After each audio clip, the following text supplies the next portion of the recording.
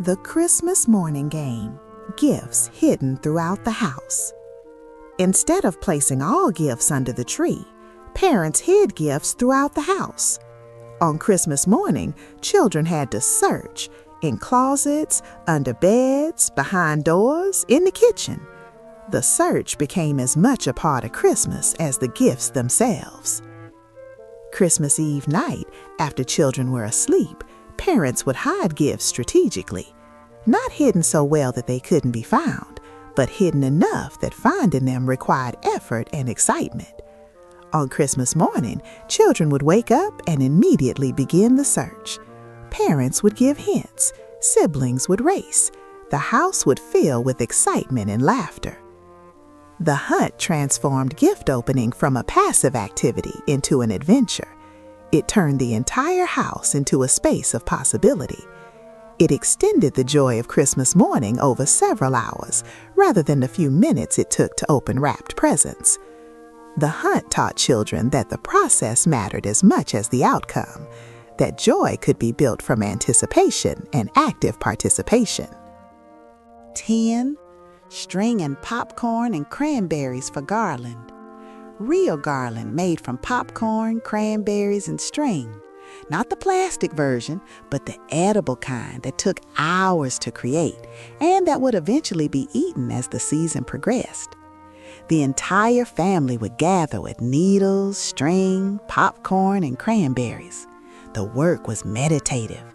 You thread the needle, poke it through a piece of popcorn, pull the string through, then a cranberry, then more popcorn.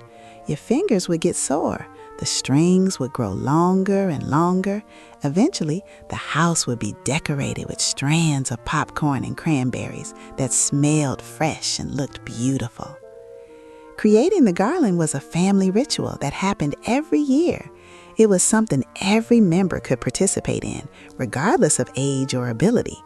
Hands were occupied, but conversations could happen. Stories could be told. The act of creating something together, something that would hang in their home and be part of their Christmas, was as important as the finished garland. And when the garland was eaten, shared as a snack over the holiday season, it connected the past effort to present enjoyment. The 11th, the Christmas card made by hand from scratch. Instead of buying cards, families created their own. A piece of folded paper decorated with drawings, paintings, or cutouts. The card might include a handwritten Christmas message, a Bible verse, or a family drawing. Mom or a talented family member would design the card. Multiple copies would be created, drawn or mimeographed if someone had access to that technology. Kids would help decorate the cards. Each family's card was unique, reflecting their particular creativity and values. Cards would be sent to friends, family, and neighbors, sometimes hundreds, sometimes just dozens, depending on the family's reach. The homemade card was a way of sending love across distance. It was a statement that you were worth the effort of a handmade greeting. Recipients would treasure these cards more than store-bought ones because they contained the actual hand and effort of someone who cared. The cards also represented the family itself, their creativity, their faith, their taste, their artistic expression. 12. Making gifts from things you'd already made or owned. Regifting before the term existed. A jar of homemade jam became a gift. A sweater knitted by hand became a gift.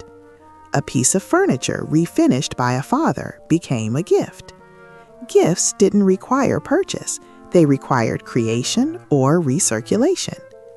Throughout the year, people would make things: jam, pickles, baked goods, knitted items, painted decorations. These handmade items would be carefully packaged as gifts, or an old piece of furniture would be sanded, refinished, and given to someone who needed it. These gifts required no money, but significant time and effort. Gifts given this way carried the maker's essence. A jar of jam someone had made was a gift of their labor and their love. A refinished piece of furniture was a gift of someone's skill and vision. These gifts couldn't be replicated or purchased. They were specific and singular. They taught children that gifts came from the hands and hearts of people who made them, not from stores. The Christmas pageant at church, where every kid had a part. A church Christmas pageant where every single child in the congregation had a role, whether major or minor, whether lines or not. Every child was essential to the production. In the weeks before Christmas, the church would organize the pageant. Children would rehearse, costumes would be made from fabric scraps and old clothes, scenery would be created from cardboard and paint. Every child would know their part, would practice their lines or their movements. The pageant would be performed for the entire congregation, a community event celebrating the birth of Jesus through the participation of the church's children. The pageant taught children that they had a place in their community. It taught that everyone was valuable, everyone had something to contribute. It was a form of public recognition and celebration of Black children. The pageant also created memories, not just for the performing children, but for the entire congregation who watched and supported them. The pageant connected the church community and shared purpose. 14. Hanging Christmas stockings made from socks or bags. Stockings that weren't purchased, but created. An old sock, a burlap bag, a pillowcase. Something repurposed to serve as a stocking. These containers would be hung or placed carefully, ready to be filled. A mother might take an old sock, wash it, and designate it as a stocking for a child. Or she might sew a simple bag from fabric scraps. The stocking would be decorated, perhaps with the child's name written or embroidered. On Christmas morning, these stockings would be filled with small gifts: an orange, a candy, a small toy, a pencil. The makeshift stocking was still precious. It was still hung with care. It still held the magic of Christmas morning surprises. The fact that it wasn't a store-bought stocking didn't diminish its meaning. It enhanced it. It proved that Christmas magic didn't depend on expensive items. It depended on love and intention. 15. Christmas dinner preparation as a multi-day, multi-family affair. Christmas dinner wasn't cooked on Christmas Day by one person. It was a process that began days before, involving multiple family members and sometimes neighbors. Every component was made from scratch. Nothing was purchased pre-made. A week before Christmas, the preparation would begin. The turkey would be selected and prepared. Cornbread would be made for dressing. Greens would be cleaned and prepared. Sweet potatoes would be peeled and candied. Biscuits would be made. Gravy would be prepared from scratch. Pies would be baked. Sweet potato, pecan, apple. Women would work in the kitchen, sharing tasks, teaching younger family members, perfecting recipes. The work was constant. The kitchen was warm and loud with conversation and laughter. Christmas dinner was a production that demonstrated love and skill. The time invested, the effort made, the care taken in every component. This was how you said, "I love you" to your family.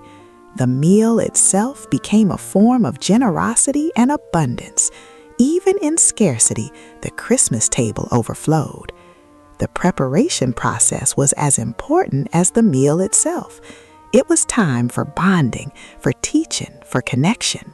16. The no lights Christmas tradition. Candlelit decorations. Some homes, especially those with limited electricity access or cost concerns, Christmas decorations were lit by candles rather than electric lights. The soft, flickering light created a warmth and beauty that electric lights couldn't match. Candles would be placed strategically throughout the house, on shelves, near the tree, and windows. The candles would be lit in the evenings, creating soft pools of light and shadow. The flickering light would make the homemade decorations seem to come alive. The house would be filled with the smell of candle wax and the warmth of flame. Candlelit Christmas was intimate and spiritual.